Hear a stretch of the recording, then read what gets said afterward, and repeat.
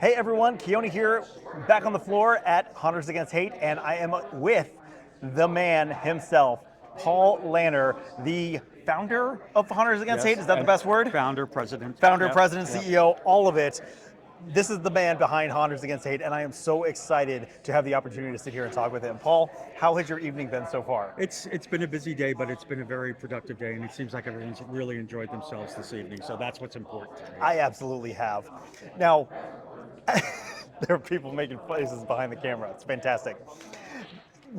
So I have been so impressed with what Hunters Against Hate has done over the last several years. Talk first a little bit about how you started Hunter Against Hate. When you started it, what was the inspiration behind Well, it? All of that. It was born actually out of extreme Tragedy. negativity. Yeah. That some very hateful speech was made in the haunt community after the Orlando Pulse massacre in Florida, and that's what started the genesis of Hunters Against Hate. That I wanted to take something born out of such hatred and turn it into something positive. Yeah. And that was how it started. I love every bit of that. Thank you. For those who don't know, Hunters Against Hate is a LGBT plus organization for hunters that supports that community, particularly within the hunt community. Yes, you're correct. Thank you. It's all about teaching inclusivity and acceptance throughout the community and the haunted industry, and making people at these conventions, especially younger people, feel welcome and accepted, and just feel good about themselves no matter who or what they identify as. And you do that in a variety of ways, from the Hunters Against Hate books, which there Yes. have been, what, 10, Nine. nine volumes Nine now? volumes. 9 volumes of books highlighting haunters that support the LGBTQ community. And then you have the convention. This is your third year of the Third convention. year, yes. And taking over haunts Yes, during certain nights that's throughout the right, season. that's Talk, right. talk a little bit about like all the outreach that you're doing.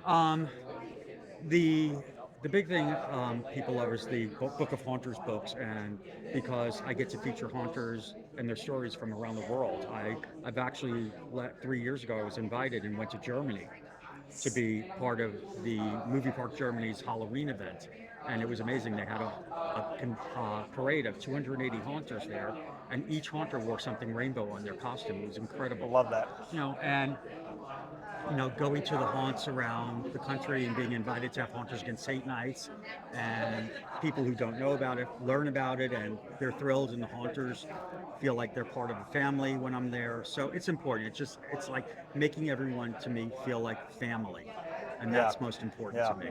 That's what the convention's about. It's like, I don't need it to be some kind of massive Uber convention, but I want anyone who comes to this to feel like they're part of a family affair.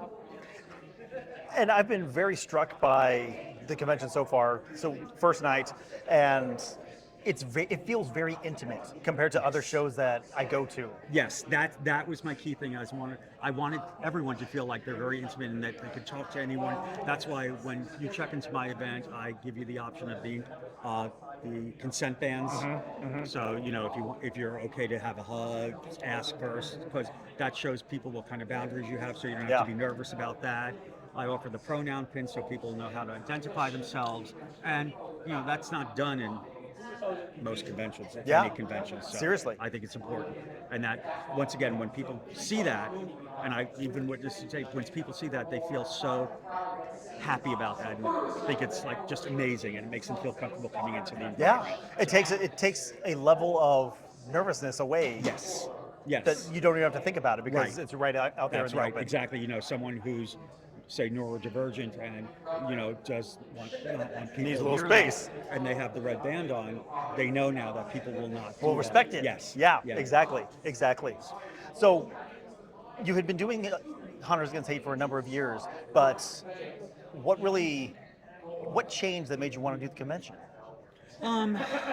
Someone had suggested to me that, I took a 2-year hiatus from this one, from number 2. I remember. But when I did the first one, everyone was so happy about Hunters Against Hate, what I was doing and everything. And I said, it would be nice to maybe get people together in an environment and interact with one another. And what the genesis of that was, is I wanted people who were in the books to say, almost like yearbooks, where they would come to the convention and sign their, and that's what happened. Everyone that was in the books brought their books. Yeah.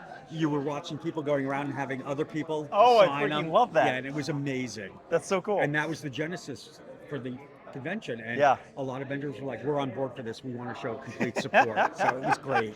Yeah. You said you took a 2-year hiatus. Yes. What inspired you to bring it back, though? People talking and saying, "When are you going to bring this back? We'd love to see. We would love to see it come back." And Yeah. I reevaluated from the second one what needed to change and stuff.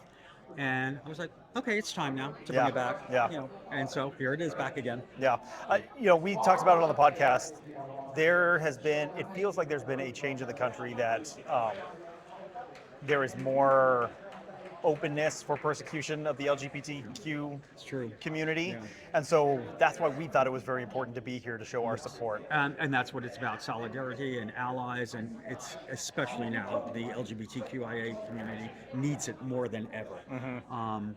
One of the biggest surprises, and it was a good surprise for me, is 2 weeks ago I was at Texas Haunters Convention, and I have what I'm wearing, my Protect Trans Kids t-shirt, and I was like, this probably won't do well, and it ended selling out small, mediums, extra larges in Texas.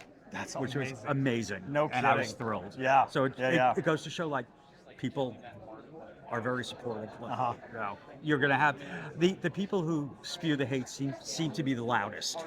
So that's why Always. we always hear them. Sure. You know, but I think a lot of people really want to stand behind and support, because ultimately hate is just an energy drain, and it's like, it's not. Is it worth it ultimately? Yeah. You know, caring and having empathy, you know, or being woke, as they say, but that's what it's about. I mean, that's just showing you being a good person. Sure. So Sure. Do you receive much hate for what you do? I have.